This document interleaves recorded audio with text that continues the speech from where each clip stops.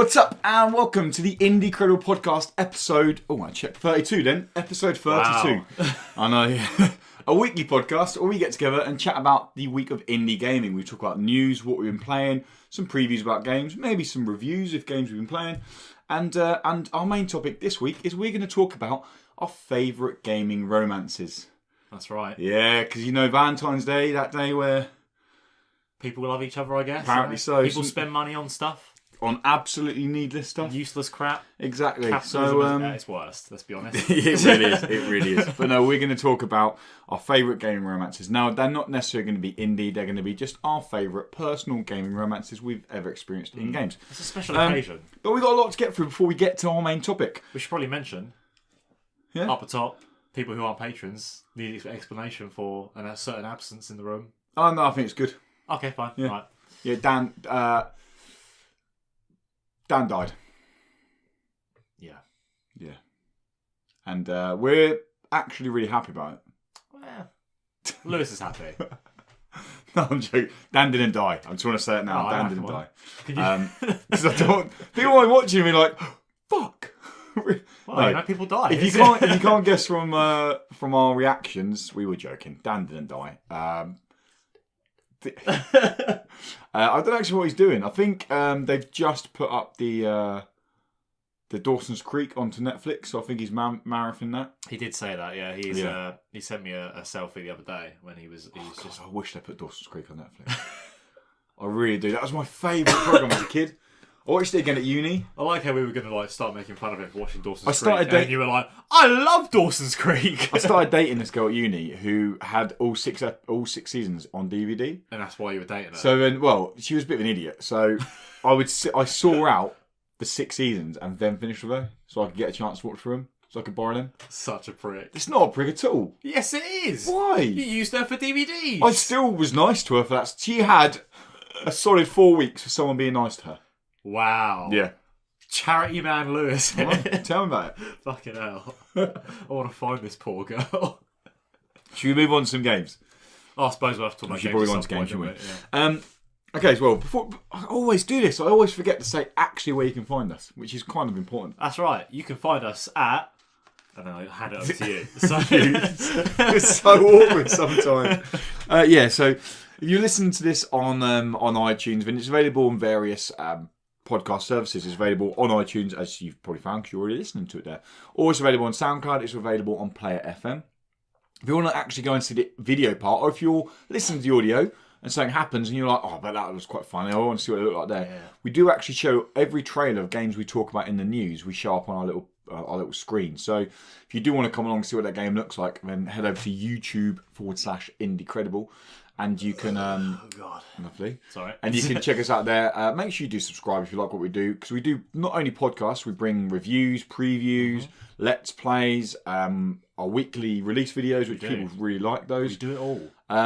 Loads of indie game content. We probably average at about 15 to 20 videos a month. So there's quite a few getting put out there. Right, yeah. Yeah, or you can, if you really, really, really like what you do, and you like these names coming across the bottom now, and you think, oh, I want to join that elite club of fans, then, I hate saying fans, elite club of supporters, yeah, that's pretty then you can by supporting us on Patreon. These guys here pay $5 each, and that's why, or minimum of $5 each, some pay more. That's why our name's going across. But $1 gives you exclusive access to pre and post podcast content, both audio and video, and it's only available on Patreon. It never gets released anywhere else. We do chat some shit. It's about 20 minutes a week. Some weeks it's 30 minutes, well, but it's just... Was it last week before? We went on for quite a while. Yeah, it's just nonsense, really, what our week's been like and everything like that. General catch-up. Nothing. Yeah, it's nothing. Chilled out. Or you support us for $3, you get early access, 1 week early access to 2 extra podcasts a month. That's our Not So Indie show, where we talk about everything about indie games, and also What We Loved, where we go through our 3 favourite things from the month of pop culture, I suppose, really. Yeah, just general. Yeah. General. But let's dive into some indie games. I guess, yeah. Why not? Do you want to start? Shall I start? Who's going to start? Do you want me to start? I've played a lot this week. Okay, well, I'll play 2 games. I feel like I've said that every time. You do say that every time, but every time you do play a lot. But last week I played a lot of AAAs. I played a lot of Dragon Ball. Yeah, you and do. I played a lot of Monster Hunter. And now you've played. I've played like only 5 hours of Dragon Ball this week. And no Monster Hunter. No Monster Hunter. The reason I'm not playing Monster Hunter is because that's not a game you can go, I'm going to go for 20 minutes on. Because hunting a monster and finishing a quest is an hour sometimes. So you're like, you need to put time aside for it. Yeah. But with my ridiculously busy, crazy week that has been, I have managed to get through four indie games. Wow, that's actually pretty light, it feels for you. Yeah. Attack of the Earthlings. The review is up now on the website. Attack of the Earthlings is a turn-based strategy game, similar vein to XCOM. The twist being is you play as a race of aliens called Swarmers after this corporate, money-hungry company called Galactoil land on their planet and look to drain it dry of every resource. What I really like about this game is the base mechanic. So every level you start, or every stage you start as just a matriarch of the aliens, just one character. And what you have to do is you have to kill the humans, consume their bodies for biomass, and then give birth to other creatures. Okay. You can only give birth to these kind of weak little swarmer creatures, and then you have to consume more biomass to then upgrade them to one of 3 different species of the swarmers. Yeah. But then later in the game, you're thrown off the decision loads of, do I upgrade to this unit or do I make another little runt to kind of go do something else? Or you can consume biomass as the matriarch to regen your health and things like that. So you're constantly trying to juggle as many plates as you can because the situations get really hard. I'd say after about stage 4, they get pretty challenging. And you fail quite a lot because it is that trial and error. But so is it more involved than games like XCOM when it comes to partly so because going on to the next. I'll come back to that in 1 second because by finishing levels you are awarded with mutagens, right? And then you can spend your mutagens to make extra abilities for the different species of the race. But it's more of a loadout rather than ability because you can adjust it every match. So you might go, actually, that didn't work this time or last time. I'm going to take them all off of the Goliath, which is like the big, powerful alien. I'm going to put them all on this, I can't remember what they're called now. This it begins with D. They're a floating one. They're a floating one that shoot little beams.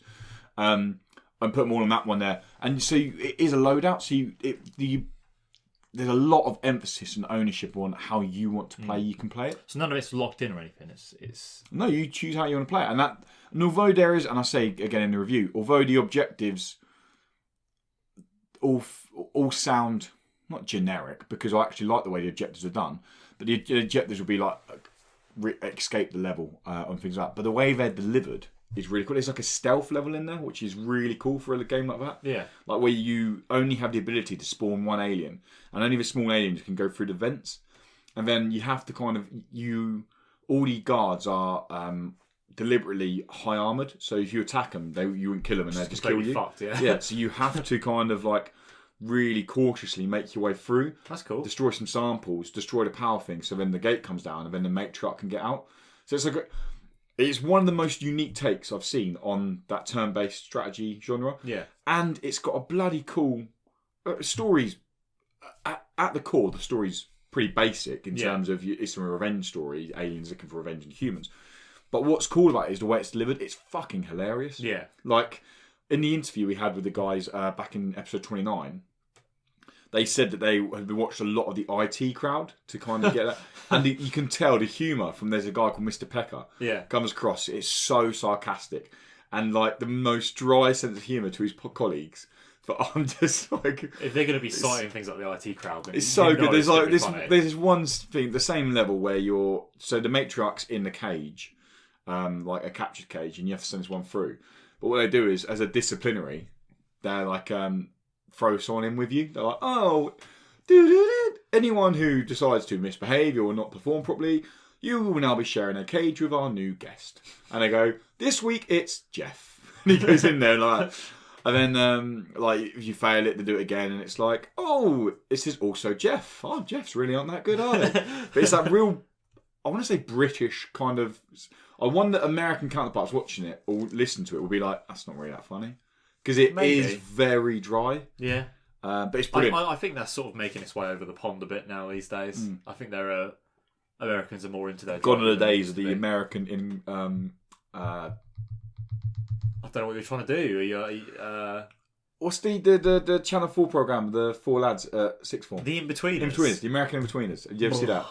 That's so bad. That is disgusting. I hate watching that. But yeah, no, so I gave it a 9.5. It's the second highest I've scored a game. One under Tacoma. I gave Tacoma a 9.6. I'll take your word for that. I gave this... You're famously bad at remembering your scores, so... I gave this a 9.5. It's bloody brilliant. Other reviews are giving it slightly lower, but I spoke to you earlier about what I've seen people marking it down on is the fact that they don't feel like there's much of a game there. There's a solid 7 or 8 hour story there. There's not a ton of replayability. You could go back and play levels again if you wanted. There's not really a massive emphasis on replayability. So when you're comparing it to the likes of XCOM, you haven't got an online feature and you haven't got a 20 to 30 hour story.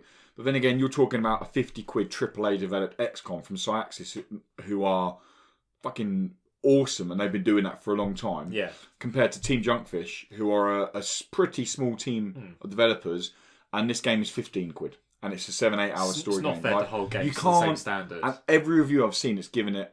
so 2 other reviews I've seen have given it... One's given it a 77, one's given it an 81. Still good scores. They're good scores, but everything they marked it down on is the fact that it lacks enough of a game. It lacks something that XCOM has, basically. Yeah, and I don't think... Personally, I don't think you compare it for that. So if you're wondering why I gave it an 9.5, that's why. That feels like a complaint you give to an XCOM sequel. Yeah. Like, a new XCOM comes out and doesn't have these things. That's a fair complaint. I mean, I have played every XCOM ever released. Yeah. I love XCOM series, and I will lose 100 hours into XCOM games through the online or through the different horde modes. I do really, really enjoy them, and the challenge of going back on different difficulties is going the whole sticking to your team.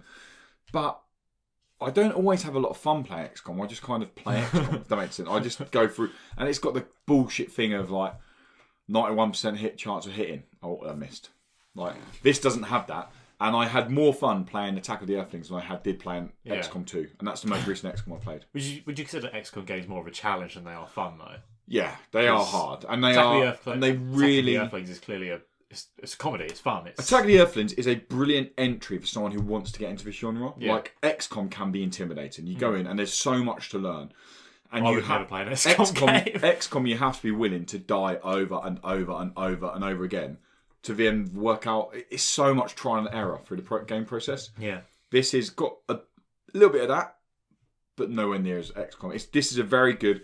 I want to give a turn-based. Like, I would recommend you. This is coming to Xbox, PS4, and Switch later in the year. Well, the humour alone is something that I reckon you're going to really enjoy this. So, yeah. I honestly think you'll really enjoy it. Okay. It's very dry, and it's tough. Later on, it gets hard, but I think you will enjoy it. Yeah, I think Dan will really enjoy it. It's a given, isn't it? Just I really it's do got think the good writing, and it's a strategy game, turn-based strategy game. Yeah. Then it's all over Dan, isn't it? So that was Attack of the Earthlings. Next up, I played Aegis Defenders, which released last night as we're recording this, which is back last Thursday on Nintendo Switch, PS4, and PC. Mm-hmm. It is an absolutely stunning game. Like, wow. Visually stunning. It's hand-painted pixel artwork. Wow. It looks incredible. And it's really interesting the way it tries to do things. So you're playing as 2 ruin hunters. Or I say 2. Your team grows as you play through it. But you're playing as a group of ruin hunters. The main emphasis around 2, a grandfather and a granddaughter. And ruin hunters, effectively, they're moving through this world. And the levels are broken up into 2 parts. Platforming sections and tower defense sections. The platforming sections have got some action elements, like you have to kill enemies, and they're more puzzle based. Especially as you go further on, you have to start, because they do clever things where each character has a different colour sign to them, like an element sign to them. Right. Okay. So Clue, I think her name is, the young granddaughter is blue, so she can only go through blue doors. So later on, you kind of have to go. Do you remember Lost Vikings? The Lost Vikings is probably before your time. The Lost Vikings was a game where you controlled 3 Vikings, and you had to send one high, one low, and they could all do different abilities, and you had to kind of. It was a puzzle. I've never game. heard of this in my life. It's a How really. old is this? It's I think it's Square Enix. Is it Square Enix? Someone's gonna. If you know, someone knows. Obviously, yeah, Dan will be screaming now because Dan will be like, "That's a good point." He doesn't fucking know Lost Vikings. But Lost Vikings is amazing. I remember playing it back on the SNES. Okay, so very old. Yeah, but it was so good. But this is so much like Lost Vikings later on in the game. In terms of you have to kind of get people off and they do different abilities. You get them off. Yeah. You get to the relics. And then at the relics, you set up your tower defences. And it always is a case of there's just enough resources to succeed if you place them right. Right. And so you're it's right down to the wire then. Like they're very tense. You get to like wave 5 and you're like... Palms are sweaty, knees weak, arms are heavy. There's one on his sweat already. Mum, spaghetti. No. The second you started that, I was like, here we go. Yeah, palms. Here we fucking go. Your palms do get sweaty, and it's very tense. I gave it an 8 because it goes on for me an hour and a half too long. That's a shame. I know it's really good, and the story's nice, and the environment's really nice to play through, but. Effectively, like same with tower defense games, they no matter what they get repetitive. Get a bit old, yeah. And this took me, I think, just under 8 hours to play through, which is fine. But the last hour and a half, I'd pretty much got all the groups. I almost unlocked all the abilities. Yeah. And the abilities that were left to unlock were just pretty much upgrades of what I already had. So I was like, I'm kind of just going through the motions now. I knew what I was doing. Whereas leading up to that, I was always given something new to learn. I was like, now here's a new piece of equipment to use on your tower defense. Yeah. Here's a new character that brings a whole new element. And like your character, one person lays like a blue trap, someone puts a block on top of them. That makes something different compared to if 2 others combine their stuff. So there's like so much to learn. But once you learn it, it just feels a bit repetitive. But it's fun. And it's got co-op, local co-op. So on the Switch, I've not played it on the Switch. Our review is done on the PC. But on the Switch... it's I can imagine it being really fun. It's another game that seems to. We always say it, but like it would work so well on the Switch. Yeah. Forbidden Arts. I'm only going to say. Talking a bit about this preview went out at the beginning of the week. Yeah. It's potential to be a great game. It's not great at the moment. Oh wow. Yeah. So before I sat down to play the game, I was loving the sound of the press release. Okay. It is a lore-rich fantasy world, 2D platformer with 3D hub worlds in the similar veins like Heart of Darkness. And I'm thinking like, yes, like give me this game now. That is a good, well-written PR there. It is everything on that, but just not delivered yet. So is it like pre-alpha or something? No, it's in early access now. You can buy it in early access. Oh dear. Yes. That's not good. So my preview's up now, and I recommend you do go watch the preview. It's 5 minutes long, and it goes for a lot more in depth and you see gameplay. I've spent 7 hours of the game to get my preview out. Now, I didn't finish the game, but it is a preview. It's not a review. Yeah. I will be reviewing the game because it is coming to Switch and consoles later in the year. Are you waiting to its I'm not playing it for a little while because it needs some work done to it. So the biggest issue for me is the platforming polish is not there. So if you're playing a 2D platformer, you need to have that so tight. That is an immediate turn off. And the fact that sometimes you jump to a platform and it just wouldn't land on the platform, and I'm like, and then it would mean because you only have 2. You start off with 2 hit points. 2 hits, you're dead. So very hard to understand. Yeah, I can see the comparison coming in now. Yeah. And the same with the combat. The combat is so contrasting. It's ridiculous. You have some enemies that you just walk up behind, stab them 3 times, walk past them. Like they don't even need to be there. They're that easy. Yeah. And there's another one. This is like Mage Gould, which you have to do the most cumbersome mechanics to get past them. You have to run up behind them when they're not seeing, stab them twice, run away while jumping because they do this hidden attack that if you run along the floor just kills you instantly no matter where you are. So you jump up. Then when you've done that, you have to walk around, but without them seeing you, fire a fireball that goes so slowly across the screen, wait for it to hit them off screen, hear them scream, and then carry on. That's too much, and that is a general enemy. So that happens a lot then? The boss fights were... I played 2 boss fights. Were so much easier compared to that one enemy. Like, that's... But what I played there and the story that it teased me at the beginning, I like the sound of it, and I like the artistic style to it. I like that, the little 3D hub worlds. One thing I really like about the game is the progression on your... So you're levelling up is linked to exploration. So there's these little pieces of gold hidden throughout the world. And by finding these bits of gold, you can then restore shrines. And by restoring these shrines, you can then go through this like little challenging level. You know, like when you go down a tube in Mario. Yep. And you like little hidden levels. Imagine something like that.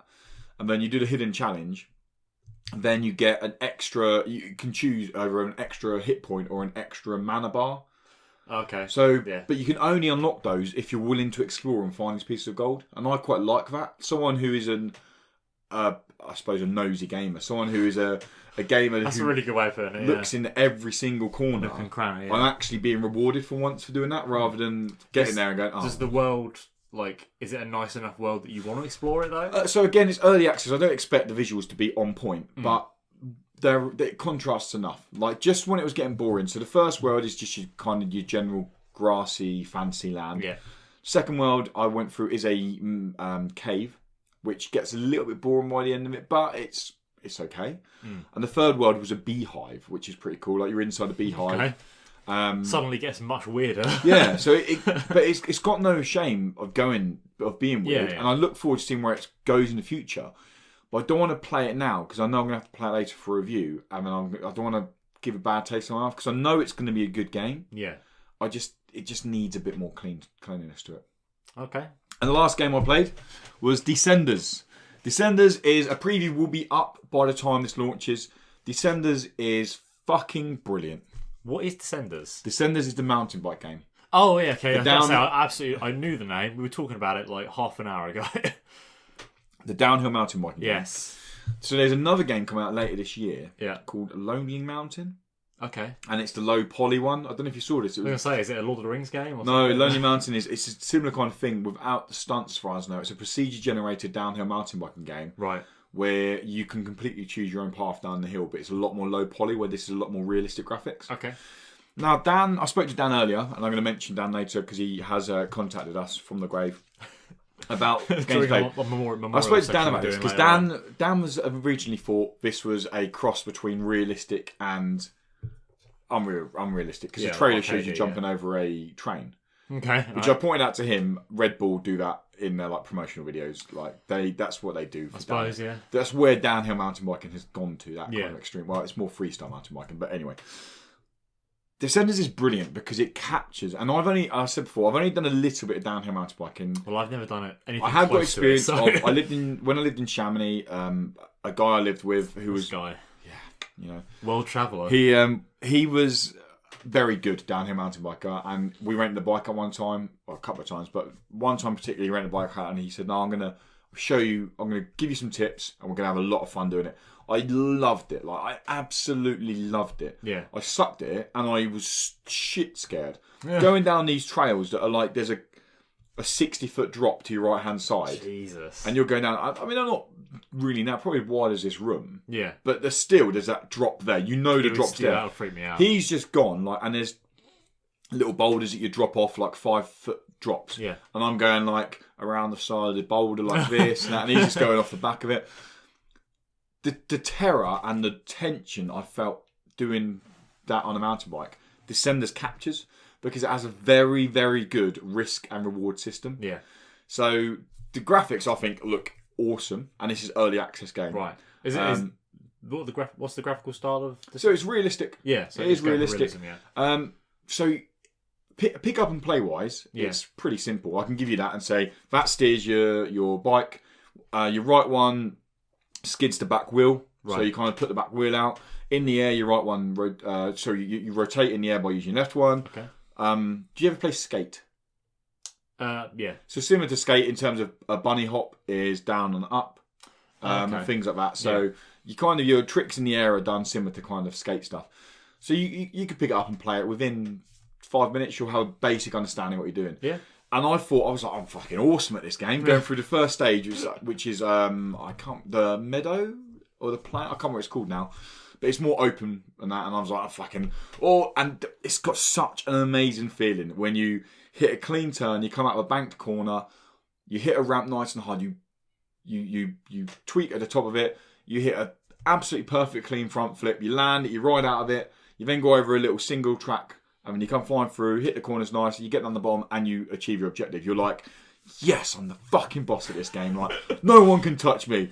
Is there no one else? To be fair, this is how Lewis acts when he plays any game ever. You're like literally.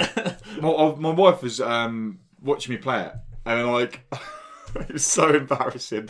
Why? I done it once. I done it earlier. I done it the other day with Dragon Ball as well. Right, yeah. But I was stuck on this one run, and I finished this run perfectly. It was like a boss run, and I'll go through them in a second. Put the controller down, just stood up like.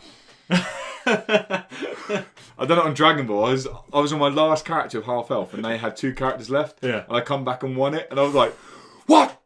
What?" She's like, "What are you doing?" I'm like, "What?" I mean, the best is when someone goes return to lobby, and you're like, "You take your ass back to lobby, bitch." Fucking go.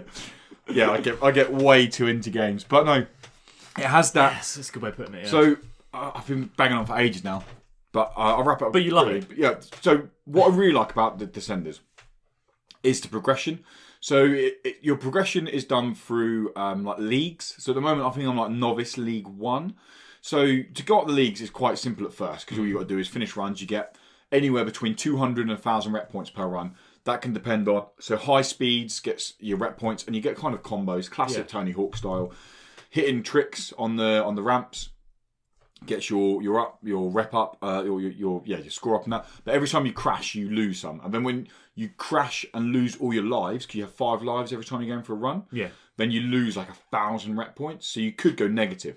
So the harder levels, like the forest level, is fucking nails, mate. It's so hard.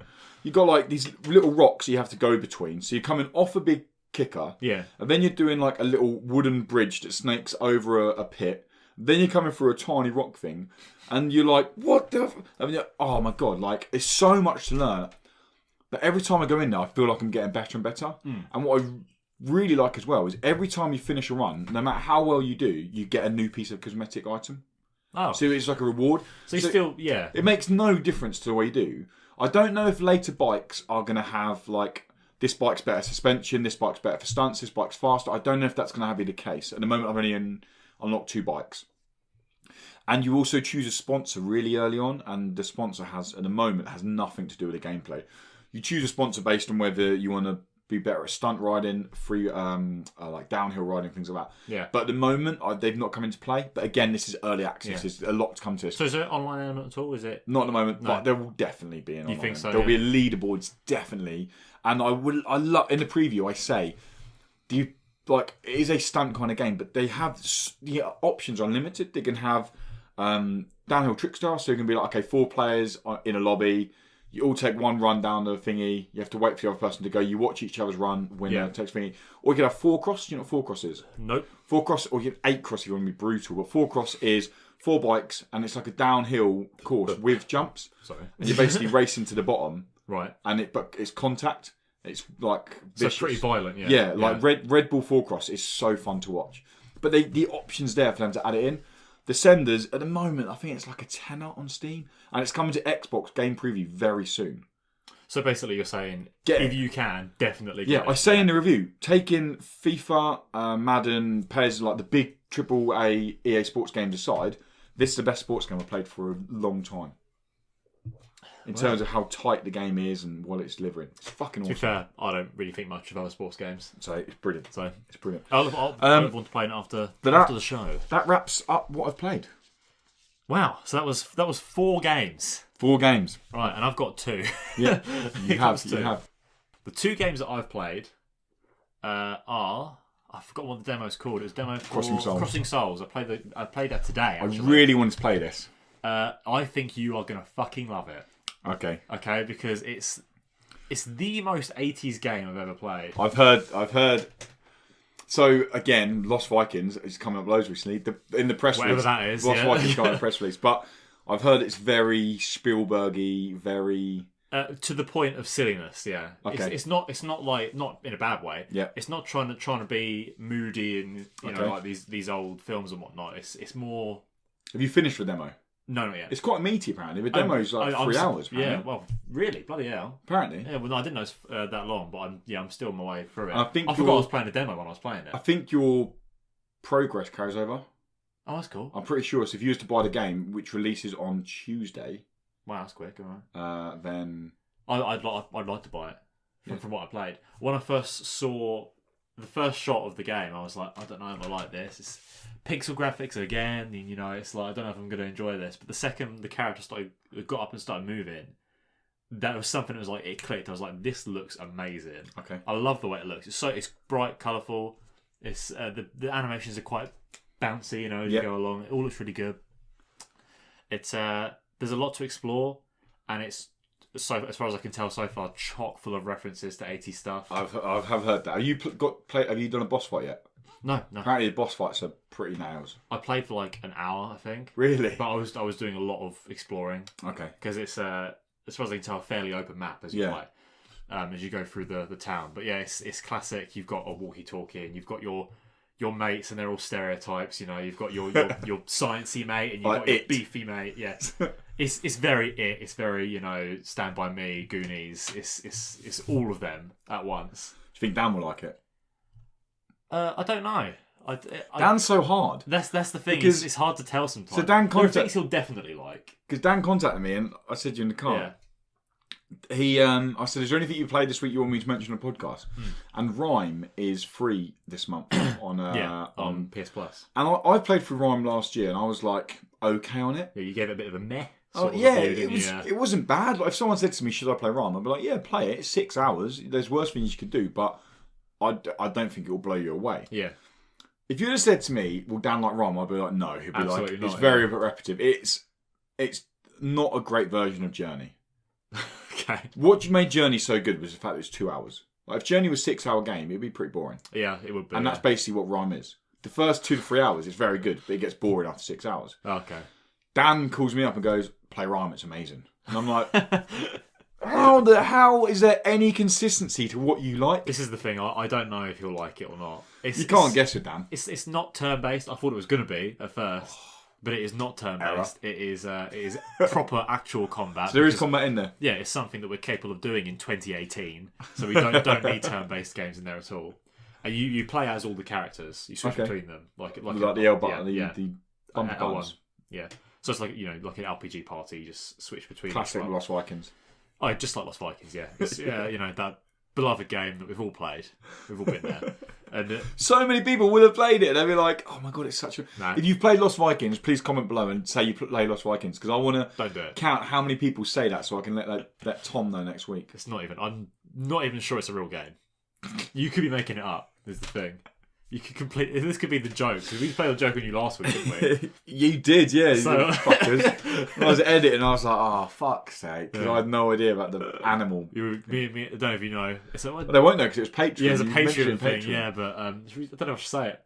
Keep the secret to the patrons. No. So last week they decided to basically patrons get exclusive pre and post show. Yeah. And in the pre-show I had to shoot out, so they decided me and Dan in here to make a game up where they could see how many animal references they could get into just saying animals podcast without me noticing. I didn't notice once. Great. Didn't notice once. There's a great bit. And then where me and Dan are like holding back laughter and we're like naming animals back and forth, and Lewis is loving it. He's like, "Oh, this is great," but he has no idea what's going on. And there's so Dan had 33 and 14. And I only have 14. I'm ashamed of myself. Apparently you said animal a lot, though. I don't remember. I think there was a bit where I was trying to get Dan to say a lot. Oh, okay. So I kept saying things like, you know, what animals were in it, Dan? Like stuff like that. And then he how did I not clock any of this? That was not being subtle. But anyway, back to Crossing Souls. Yeah. So there are animals in that, by the way. Well, which is a new story later on about it, but it's a demo, mate. How good's that? It's great, yeah. I say when I was playing it, I forgot I was playing a demo. Chunky demo, like I can't say definitely 3 hours, but you've played an hour of it. So and I've just been exploring the town. So even if you play an hour to 2 hours, you still know if you want to play more or not, don't you? And the actual game releases, I think it's going to be coming out at $15.99. So it's not like massively from what expensive. I've played, that's well worth it. Yeah, it's Devolver Digital and Foratic. Oh yeah, Foratic are developers and Devolver Digital publishers. So what I can tell so far is pretty great, and it's worth just hunting. Are you going to see the demo out? Definitely, yeah. Definitely, cool. I want to go back and play it soon. Nice. It's I only stopped playing it because I was like, I want to get some food. Okay. So that's the only reason I didn't keep playing it. Yeah. Good but stuff. Yeah, it's all a bunch of kids. And that's available. Demo is available now on PS4 and Steam. Yeah, I would say definitely download it if you can, because it's Cool. It's good stuff. It's good stuff. Nice. And what else did you play? I played Oxenfree. You finished it? I finished Oxenfree.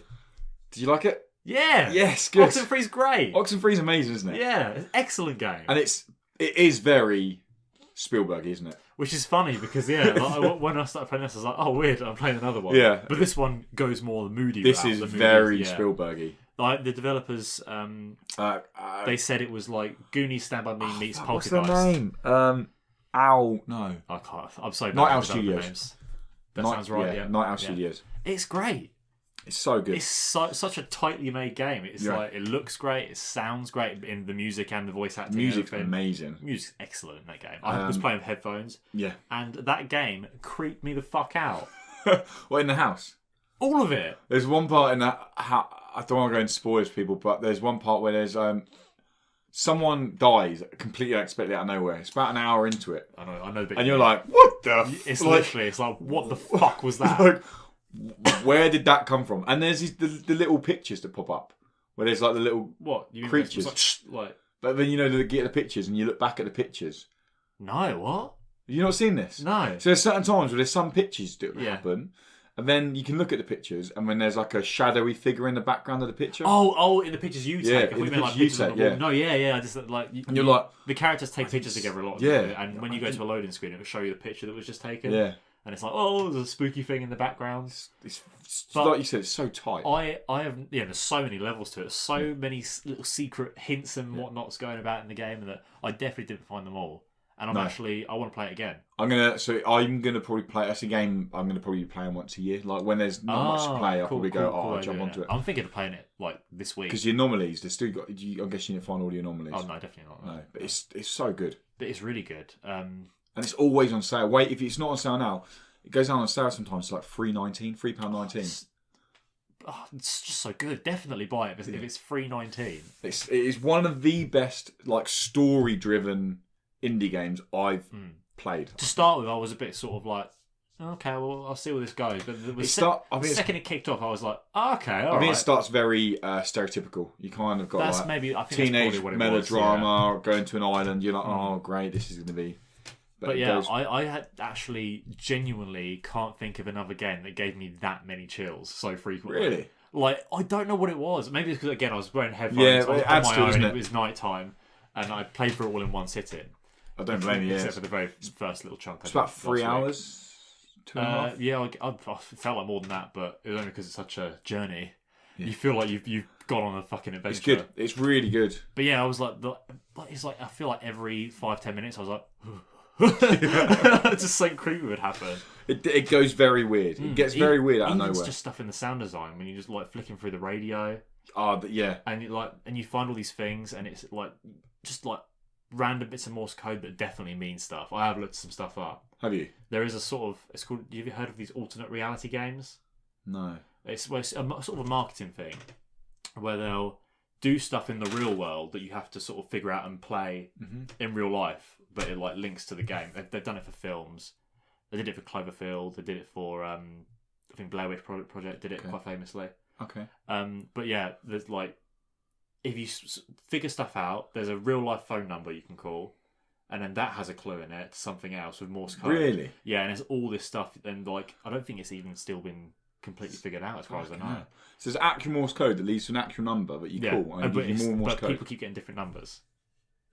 And it's just really, it's strange. That sounds like, you know, in Overwatch, when Blizzard were like, oh, we're going to announce a new character soon, and they started doing it really, and people were like digging into the codes, trying to find it. Yeah, when they were like, looking at all the stuff, like the maps, But obviously the difference is they had millions of people doing it because the fan base around Overwatch compared to Oxenfree. But that's so cool. But there is some kind of hidden Easter egg. Stuff hidden in this game that you wouldn't even realise. Like there's Morse code hidden in the beats to some of the songs on the soundtrack, on the official soundtrack. Yeah, if you buy the soundtrack, there's clues in that. I did not know that. That's amazing. There's loads to it, and that's so cool. You know, it's not really spoilers, but you get a second radio later on in the game that has more frequencies. Yeah.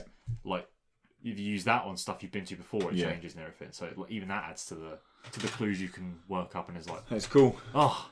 It is good. Bloody, just play Oxenfree. Oh my god. I can't believe I waited so long to play that. I've had it downloaded. You can get the soundtrack on vinyl. I probably will. It's so. I probably will because it's so good. I I think it's 16 quid. That's good for indie. Usually they're more expensive. Yeah, because they're so I think it's 16 rare. quid. It's pretty cool. I probably will be getting Yeah, that. Night Owl Studios, good job. Oxenfree is amazing. Well done. Even Dan enjoyed that, so you know, must be right. Yeah, that's our measure. Should we move on to some news? Okay, we played quite 6 games between us, and they're all different. Yeah. I know, yeah, eh? fuck you, damn it, I need you. Yeah, well, 7 including Dan's rhyme.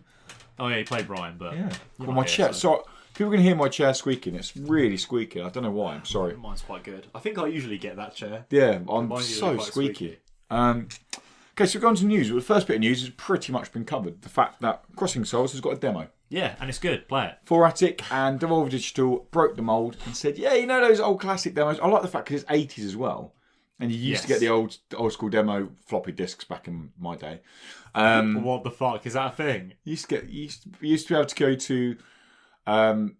so you'd get a magazine. And then have like, this is a thing for me, but not so you get a magazine, floppy and then you disks. could call up, and then they would send you a floppy disk. No, hang on, no. What? Yeah, so you get a magazine, and you might maybe have a demo on it, but then you could also call up, and it'll be like a demo of a game. So it'll be like this game, try my game out, and all you have to do is pay postage, and you get a floppy disk through. And Well, I remember demo discs for the PlayStation 1. yep, I remember them. I've got a couple still. yeah. Smuggler's Run. Do you remember that one? No, They used to come with a demo disc, didn't they? When you buy PlayStation 2, it come with a disc. I don't remember Had that. like Smuggler's Run on it, and Oh wait, no, I think I've got one that's it's got Spider-Man the game on it, not the movie game, just Spider-Man. Yep. PS1, and it's got some weird games on there. Spider-Man 1 or 2? One. The fog in that is so... Is that the one with the fog? Yeah, because that's because Doc Ock put the fog in the city, and that's why you can't go down to the streets. And you can't see anything. Like, yeah, that's the idea. That's a clever workaround, in my opinion. It's not a clever Yes, it is. It's such a bad game because you can't see anything, and the idea is spoiled that you can't see anything. They can't do the render distance on the PS1. I know they can't. So they did it so that the Doc Ock filled the city with poisonous gas. That's genius. Good job. Insomniac? Is that the Insomniac? I don't know if it was. I could be completely wrong if I think about it. But no, demo. And Spider-Man 2 Enter Electro was great as well. It's not actually... Spider-Man 2 was amazing. But don't... it's not actually a disc, but Crossing Souls has got a demo. You can download it now. The game actually comes out in full release on Tuesday on PS4 and Steam. Don't quote me on this. Don't hold me to this. I'm pretty sure I read somewhere that your progress does carry over. So if you play 2 hours of the game, I'm pretty sure your 2 hours goes over to that makes sense, the though, main game. Yeah. Yep. Next up, history-inspired squad-based RTS game, Ancestors Legacy. Yep.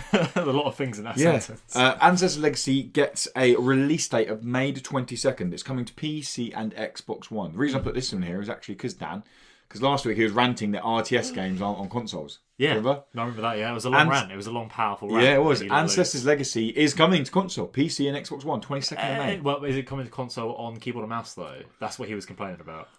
I don't know. I don't think so. But even better, if you want to try out Ancestors Legacy. Thank you. You can try out now because there's an open multiplayer beta running on Steam, not PC. Steam. Sorry, Dan. Where you've got 1v1, 2v2, 3v3 all available, and it's playable across one map, but you can play as 4 different armies. Not bad. Yeah. We checked the trailer. That trailer's playing up there now. I think it looks. I think it looks pretty cool. Yeah, I don't like RTSs. I'm not going to lie, but I don't mind them. I think it looks. Like I've mentioned when we were looking at the trailer that the animations. Yeah, the not battle all of them. animations Some of them are a pretty bit. Yeah. But a lot of the combat animations are quite detailed. It looked like there's a lot going on. Like as in, it's not a case of army against army. Like it looked like there was. You're gonna have to be controlling this section of the map and this section of the map and this section of the map. Right. See, it's such a weak point for me. RTS games. Oh really? Dan's our RTS go-to guy. Definitely, I've played a few. I'm playing through Dawn of War at the moment, as and when I can. Do you want to know the only one I've played any of? You know, Halo Wars. do you like it? It wasn't mine. I was playing with my cousins. It was okay. I thought Halo was just so underrated. But then I've not played number 2, but I thought number 1 was underrated. I was playing and I was just thinking, this is okay, I guess. But I just didn't never. You're probably too young for the classic day of Command & Conquer. And like Warcraft and stuff, yeah. I see Warcraft never got into. Command & Conquer Red Alert, I used to lose lots. And there used to be a Starship Troopers one. I used to really fucking love that. Wow. I play that just because Starship Troopers is great. Next up, we've got another game announced coming to PC, PS4, Xbox One, Nintendo Switch, and that is Smoke and Sacrifice. Oh, the trailer? This is the RPG one. The RPG based one, yeah. This is by Solar Sail Games and Curve Digital, our good old friends over at Curve Digital, bringing this over. As to it's coming to all the consoles, and it is described as a hand-animated adventure game that explores the survival of motherhood.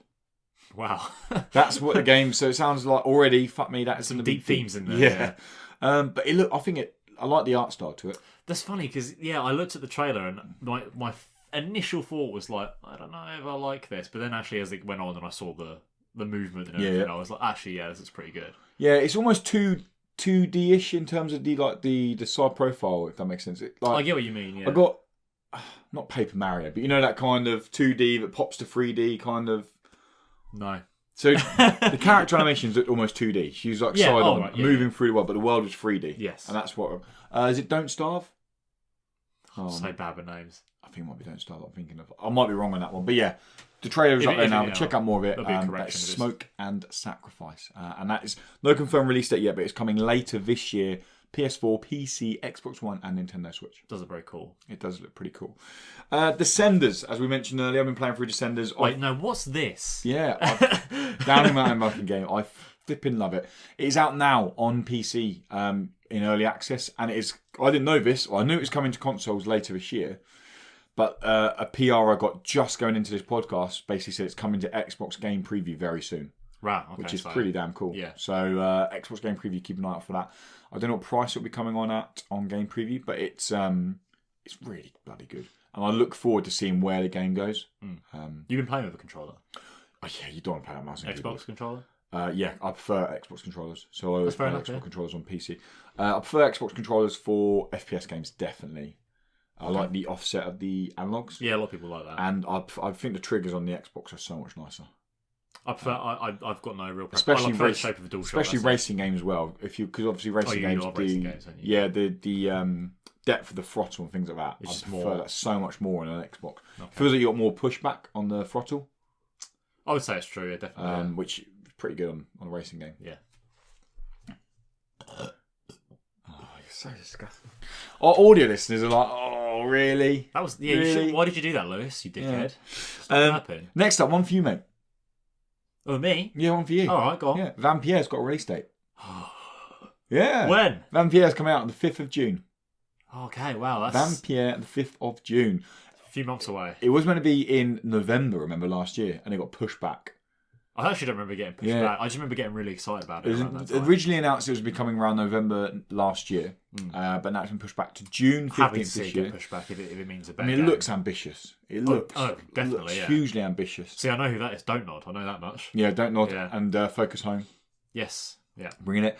Have you watched the Developer Diaries? I've seen 2 of them so far. Yeah, so I watched all 4. They're really good, actually. I really like them. They do give you genuine gameplay we've not seen yet, and they give you a lot more insight into actually what to expect from the game. Weirdly, you get a proper atmosphere as well from the videos. I don't know what it is. You do, even though it's subtitled. Probably the soundtrack as well. They play a lot of the soundtrack during when they're talking. It's dark. It's really atmospheric. Some good shit. Isn't the second one about the soundtrack?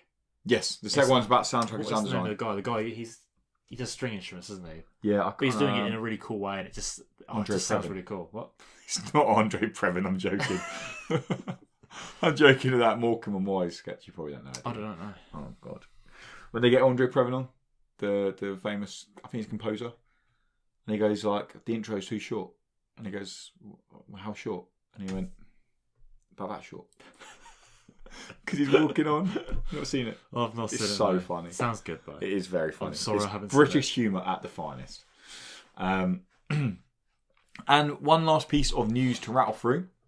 And this surprised me, actually. I don't know why it surprised me, because Wide Productions, again, good old friends, because they hooked us up with our Victor Ran Motorhead Collector's Edition. That's right, yeah. Yeah, and we always... some guys there at Al... EGX, didn't we? Yeah, Al at Wide Productions is a really nice guy. We always chat to them at the shows we go to. They're going to be at Rezzed, and we always look forward to what games they're bringing us. Victor Ran, this one here, the one... It's over there, by the way, in case you didn't know. The Overkill Edition, which features the base game, features the Motorhead DLC... Through the Ages, and features the Fractured Worlds DLC, is coming to a Nintendo Switch. Oh. In the summer of this year. Okay, is it coming with a cool steel case and everything? I'm pretty sure you'll be able to get a collector's edition. Yeah. It's a really cool collector's edition. It's probably one of the cool ones I've seen in a while. We haven't got everything in there. The T-shirt Dan's got. Did he take it? Yeah, I gave T-shirts It's got Dan. the DVD in there. You get the base game, You get the making of DVD. There is an unboxing if you want to watch some more. There is an look. unboxing. Oh, good plug. That's all right. Some pictures of Lemmy. If you don't know who Lemmy is, then you shouldn't be playing over a Motorhead game. And then some very nice little pictures, which probably be really nice in a frame. They actually are very nice. Yeah, they're very high res. It's good shit, guys. It's good shit. Yeah, I don't know how much this will cost. I'm sure they'll do a Switch because they do. Oh god, just dropping everything. Yeah, they do. This is the PC one. They do it on PS4 and Xbox. And I think they're priced at 65, 70 quid. Yeah, I think they're 65. That sounds right though. But you get a T-shirt, which is silly. You get a T-shirt as well. You get you also get patches to sew on your jeans. You know, like old school patches. Yeah. My nephew took that one because he was like, "Oh, I really like Motorhead." I don't think he knows who Motorhead is. He's like 11, so he's allowed to know Motorhead. But he's allowed to. I don't think he does. He listens to like dubstep and drum and bass. I don't think he knows who Motorhead. He might have a big variety of music that he likes. And so he's taking that because he wants to stitch onto his jeans, and you get some badges as well. So you get quite a lot for 60, 70 quid.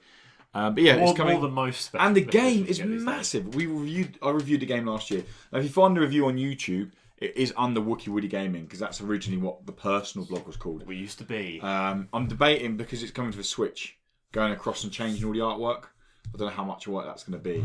It's not a bad idea though. Because I think it's already on like 4,000 views that video for us. So it's quite good for us. Yeah. It should get more on the Switch. I gave it an 8.2, and that is definite because I went back and checked it later on. Gave it an 8.2. It's really good fun. It's a grindy game, and not in a bad way in terms of like Diablo. You jump in, you're looking for that next bit of loot. You're kind of grinding, looking for loot, and then you're plug it out. And the DLC is, you said you were a big fan of that, weren't you? DLC's massive. Yeah. Like the main game took me, I would say, about 15, 16 hours to finish. Yeah. The Through the Ages DLC took me about 12 hours, and the Fractured Worlds took me about another 6 hours. And it's like a proper Motorhead. Oh, the Through the Ages is fucking amazing. Yeah. Like the soundtrack is all Motorhead. So you're playing through, and you've got Motorhead tracks playing after Motorhead track playing. It's just so good. Like it's really good fun. Put your headphones in for that and playing out on the Switch. It'll be so much fun. There you go. Seriously good. Yeah. Cool. That's our news. That's news done for this week. Blasted through it. Yeah. Didn't have smashed it. That Dan dickhead always interrupts, doesn't he? Always blasted through that this time. Piping out of animal names. What a dickhead. Oh, I know. What an arsehole. Cool. 33. My arse. Okay, well, we are going to move on to our main topic. We're going to take not really a break because we're not actually going anywhere, but you're going to see a black screen for about 5 seconds. Patreon users or Patreon people, you won't get any adverts of people. Unfortunately, you're going to get an advert because we need to make money. We need to keep the lights on here. Actually, we need better lighting because if you look in that corner over there, it's pretty dark. Yep, the top corner, the darkness corner. The top corner, it's always dark in that corner. Yeah, I just radiate darkness. That's why we put you over there, because I absorb light. It's like Phantom of the Opera, we just keep them in the dark. Yeah. You do want to, cool. But no, make sure you stick around after the advert, because we are going to go through, as a Valentine's Day coming up, our favourite gaming love story people. Couples, romances. Wow, and that is the official title. And that coming across the screen, please. No chance. Anyway, so stick around and we'll see you in a little bit. Cheers.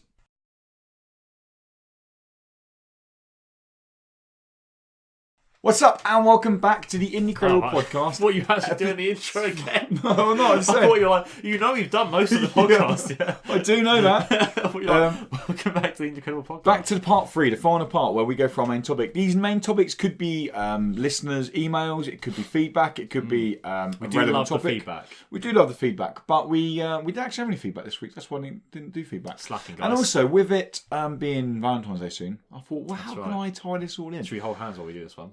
No, that's okay. No love here. No, there isn't. I thought, what can we do? And I thought, let's go with our favourite video game romances. That's right. And we just had an off-screen discussion, because I was going to say, and I want to clarify what we're going to determine as romance. I was going to say Last of Us, because... Yeah, because he's a paedophile. Don't say that on the... Just bleep it out. Mark the time code, bleep it out. Because Joel and Ellie, the way they build their relationship, and it's such a nice relationship in there. But we have determined... I argue that is not... Valentine's Day I said it's a beautiful relationship, but it's not a couple. Valentine's Day is a couple thing. So I've scrapped that, and I've come up with an even better one. He come up with one of the dumbest things I've ever heard in my life. And what a surprise is coming out of Lewis's mouth. Yeah. Yep. So because you said that, Tom, go on, start us off with...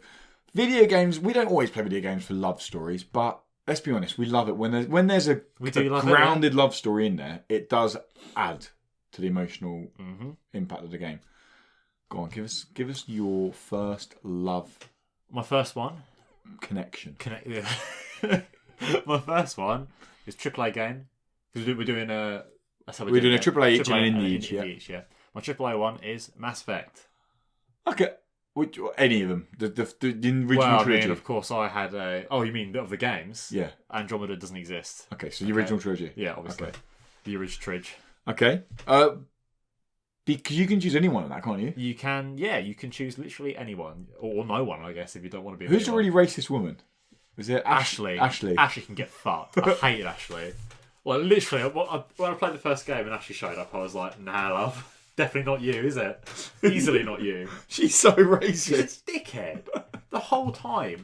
I was never nice to her in the first game because whenever there was a conversation, she's like, oh, I hate these aliens. And it was like, right. No need for it, Ashley. Give it a rest. She was my least favourite crew member. All right, so who did you link up with? Can you remember? Why is it your favourite? Because I just like that it's personal to you, isn't it? It was... Because I talk about this at work. Me and my mate at work love Mass Effect, and we always somehow... the original trilogy is incredible. It is. I even like the way it ended. I know people hate the way it ended. I never hated it. I thought it was perfectly fine. I could see what people did hate it. It had to be wrapped up some way. That's exactly my point. You know, you have these... Let's not go off topic. We're going to get into that too deep. But yeah, we always talk about it, and it's fun to talk about our different romances because we did different things. Yeah. He did... is it the... I forgot her name. The girl with the glass mask, she can't... Oh, fuck is her name? The Asari, not the Asari, that's the blue one. Asari's my girl. Is that you linked up with? Yeah. I can't remember her name. Do you know, I've forgotten the Asari's name as well. My sweet love. I can't remember. I know who you mean though, yeah. Tali. Tali, yeah. Tali. Wait, which one's Tali? Tali's the one with the mask. Yeah. He went with Tali. Okay. And I went with, what's her name? Who I love dearly. You love her that much? I've forgotten her name. You know what I mean? She's this... Comment below if you know the name. I do know her name. Blue. Okay. Asari. She, she's great. Yeah. So, I went with Miranda. No. Everyone goes with Miranda. I went with I'm trying to remember who I went with. I'm pretty sure I went with Ashley. Ugh, why'd you go with Ashley? Because it's human. I don't know. Yeah, but Ashley's a dickhead. Ashley is a dickhead. Well, yeah. But I'm pretty sure I went with Ashley. I can't remember now. I'm pretty sure I poked the racist fire. I fueled it even more. With her? Yeah. I'm looking her You're looking up her name. Not. Oh, What is it? I just put a sorry Mass Effect in and I can't find it. Come on! Names. I'm in a sorry Mass Effect name. I'll just plug for a little bit. Yeah, just bad for a second. Who did you link up with in Mass Effect? Did you play Mass Effect? Did you like Mass Effect? Again, let us know in the comments below because we want to hear this. We want to, and if your comment's good enough, we'll read out next week. Or you can even email us podcast@indie-credible.com if you want to get in touch and let us know about your favourite Mass Effect memories and your favourite Mass Effect relationships. Of course, they don't have to be gender specific. They can be anything they want. Tom is taking some serious amount of time now. She's the only character they haven't listed in the main bit. Oh my god! What the fuck? Oh, I'm losing my mind. All right, I'm going to move on in a second. Go on. I know. Yeah, Anya. Aria. Liara to Sony. Okay, Liara to Sony. I'm so sorry about that, guys, but I was Well, you can apologise to Liara to Sony. No. She's not real. She knows. I'm sorry. She knows. God, that was no need for any of that, but it was pissing me off that I couldn't remember her name. Liara. I love that you can choose a relationship. Okay, that's what it is. And mine and Liara's relationship was very strong. It was quite... I say it's her original Mass Effect came out 2000... I think it was 20 years ago. 2007? 2008, 2007? Around then. I want to say it's before that. I'm trying to think about my time. Definitely not. 2006 is the earliest it could be, and it's definitely not 2006. No, it's after. It's before that. No, it wasn't. It definitely wasn't. Because the console wasn't out in 2005. No, it wasn't, because it was after It was 2007. It's 2007, sorry. What a long trek to get back where we started. I'm sure it's 2007. I'm probably wrong with that. Are you sure, are you? I'm sure. You weren't a few minutes ago. No. I'm pretty sure it was 2007. But, it's just, I love that you could obviously... Of course it was. It was 10-year anniversary last year for Andromeda. Thank you. Carry on. Yeah, it's great. I loved it. I loved having my own romance going on. I liked that it lasted through the games. And I like to see how it changes throughout the games. So obviously, Liara, her story goes a bit bonkers in Yeah. Is it the second one with the Shadow Broker business? That's all really interesting for my character because we're a couple. Yeah. So it was a big thing, and it was it's good stuff. That's how you do romance in games, if you ask me. That's the way to do it. I thought it was very good, yeah. Yeah, and fuck Ashley, she's just a dickhead. Don't know why anyone would ever choose her, ever. My first romance that I loved in games, and I still think about it now. Think about our time together or their time together. It's the child Ellie from The Last of Us. Stop being weird. I'm being weird. Final Fantasy X. Now, you can say Tidus or you can say Titus. I don't think there's any correct way. You can say it either way. Yeah. I've always said Titus. Sounds cooler. Titus and Yuna are fucking legit couple. They are awesome. Are they the shit, are they? They go through him being this arrogant, cocky blitzball player who's like fucking world going to shit. Yuna the quiet, kind of whimsical princessy girl. Right. You might as well be Montague and Capulet, and they come together in the most romantic scene ever when she just tells him to laugh. And then he goes... Oh my god. Lewis is a big fan of this scene. That scene is so bad. I mean, if we was ever to do a feature on the worst video game scenes ever, that would be my number one. Do you think it's so bad. It's still one of my favourite games. Final Fantasy X is one of... It's in my top 5 Final Fantasy games. Yeah. It's probably my top 3 Final Fantasy games. It's very good Final Fantasy game. I love the characters in it. But that one scene is so fucking shit. But their relationship is just so nice. It was the time when Final Fantasy games done the classic, incredibly looking CGI trailer, like cutscenes, where they just looked incredible. And there's one scene in the water with it's a real famous scene with Yuna and Titus. I think I can picture it, and I haven't played the game. Like, there's all this kind of fantasy flowers kind of coming down around them, and you're there, like me as a heavily masturbating 16-year-old kid, actually enjoying a sentiment moment for once, going like, "Oh my god!" Like he shed his first tear. Normally it goes cutscenes on. All right, let's get a bit of porn up, shall we? But this time I'm actually like, wow. Don't pretend like you got porn. But that is... You just wanked over the scenes, didn't you? Sometimes. There's Yuna again. Sometimes. That's why I started watching Sex and the City, saw the odd boob. No. But no, that scene, still today, and that relationship, was, as a gamer, as a male gamer, so I'm playing those games, was the first time I was like, wow, this is incredible. And you're so invested in it, but when stuff happens later on in the story, you're like, what? No, this cannot be happening. It's just so good. So good. The greatest love story of our time. Oh, some could say greatest love story of any time. Wow. Go on then. Your next one, Indy. Yes. Okay. Now I just want to say straight off the bat, I have talked a lot of shit about Life is Strange Before the Storm. You have, but you've also said what one of your favourite parts is. It's Rachel and Chloe. Yeah, it's as ridiculously quick the relationship begins. It was. You do have to sort of suspend your disbelief in the fact that you sort of pretend in your mind it's like been a few months, even though it's been, I think, 3 or 4 days. Yeah, by the end of the game. Yeah, but cool. Good comments, mate. There are a couple of kids around. Jesus. You see, I know it's that is probably one of the dumbest parts of the game. Weirdly, it's a double-edged sword here. Yeah, but no, I agree with you. The way there's some seriously touching moments. It's so grounded as well. Yeah, it's relatable. There are 2 bits that stick out, and I think they're both from episode 2.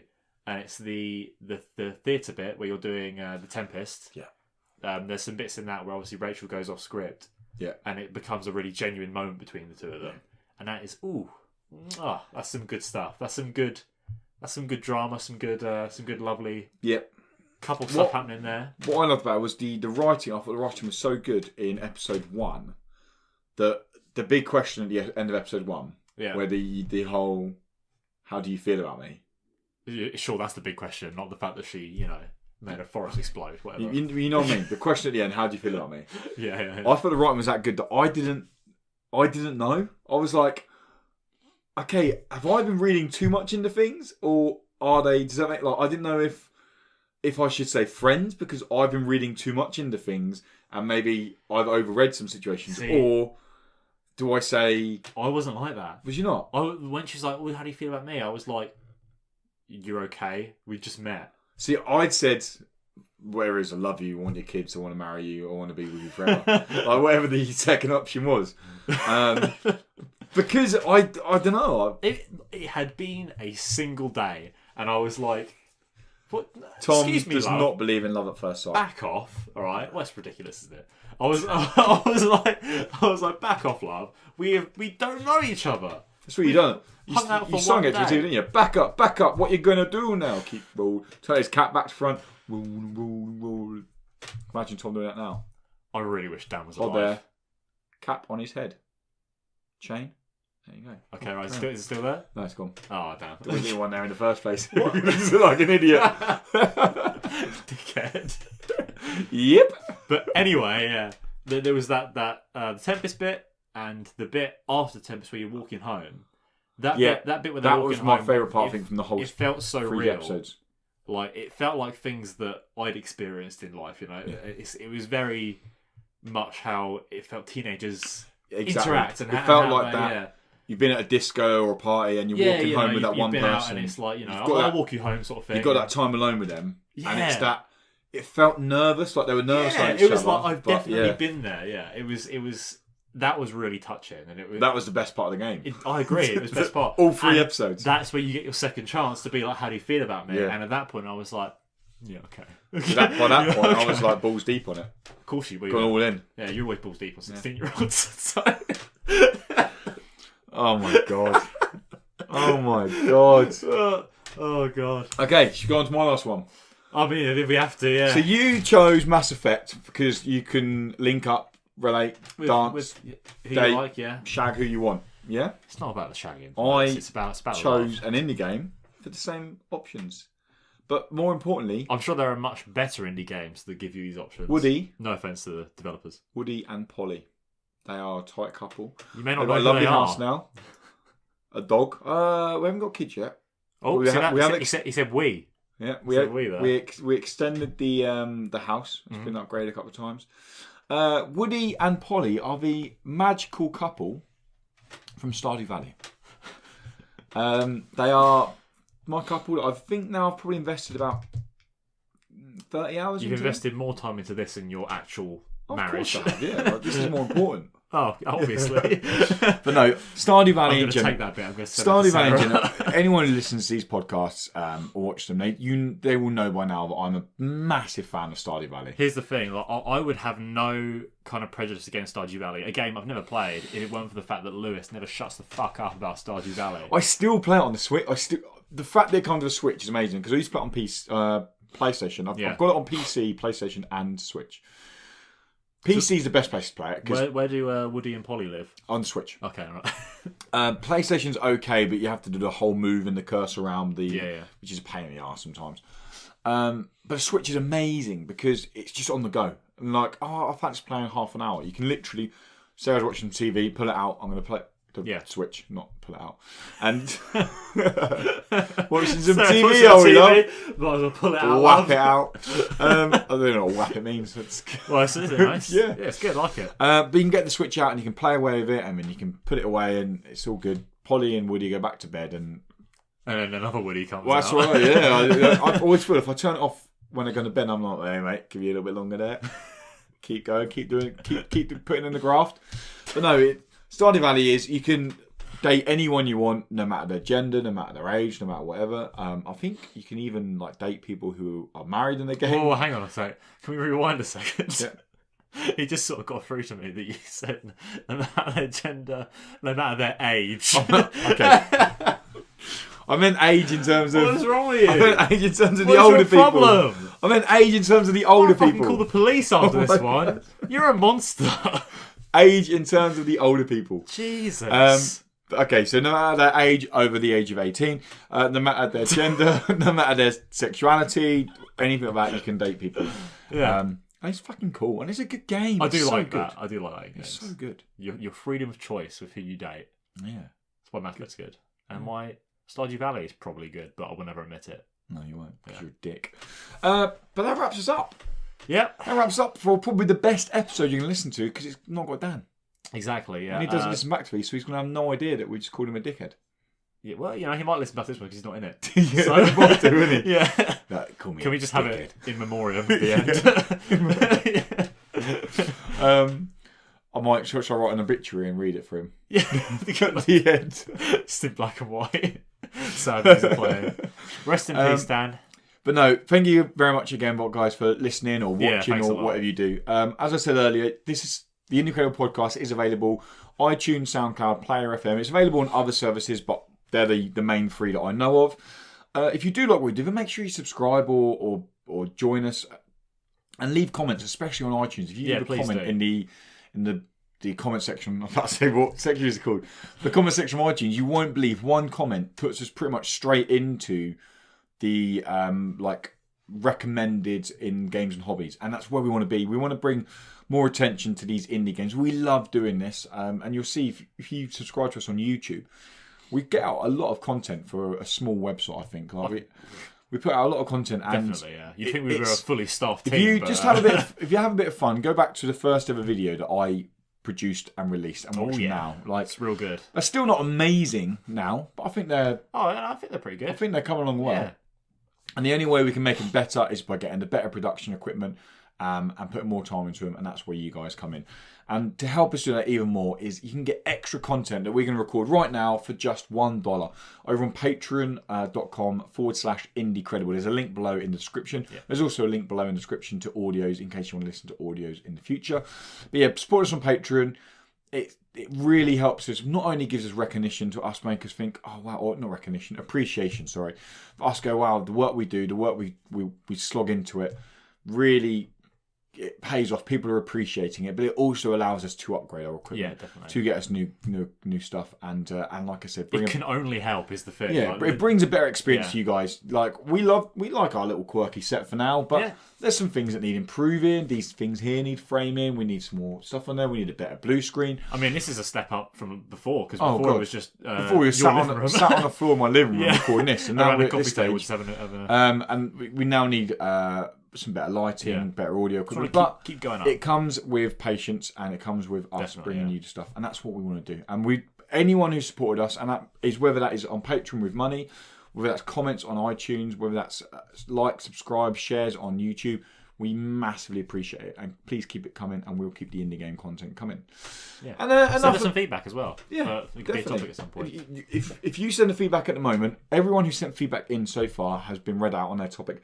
If you want to include your name, don't include your name. But it could be anything. Indie game related would be perfect. If it's not indie game related, we'll read it out on another podcast, which although you might not get early, you'll still get when it comes to YouTube. First one's out now, is it? So yeah, Not So Many Shows is out now. The what we loved about went live on Patreon today for February. Yeah. So that'll be available next Friday or this Friday coming when you get the podcast for YouTube listeners. Yeah. But you can get those early for $3. Yeah. Cool. Guns there. All right. So until next week, guys, and until episode 33. Goodbye. Bye.